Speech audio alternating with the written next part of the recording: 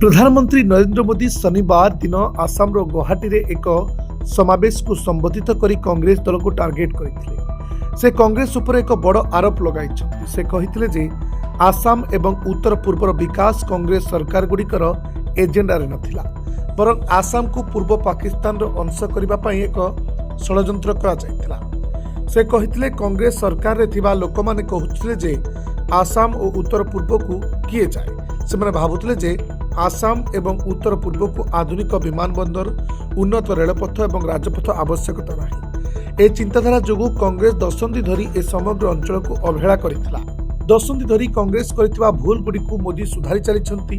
मो पई आसाम रो विकास एक जरूरी आवश्यकता और एक उत्तरदायित्व।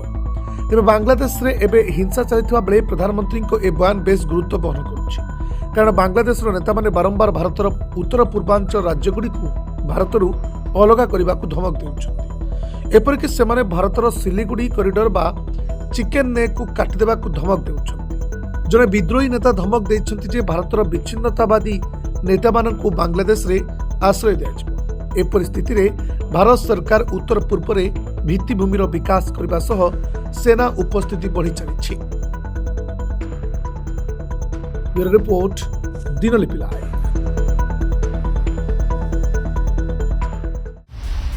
दिनलिपि लाइव को एबे ही लाइक शेयर सब्सक्राइब करंतु।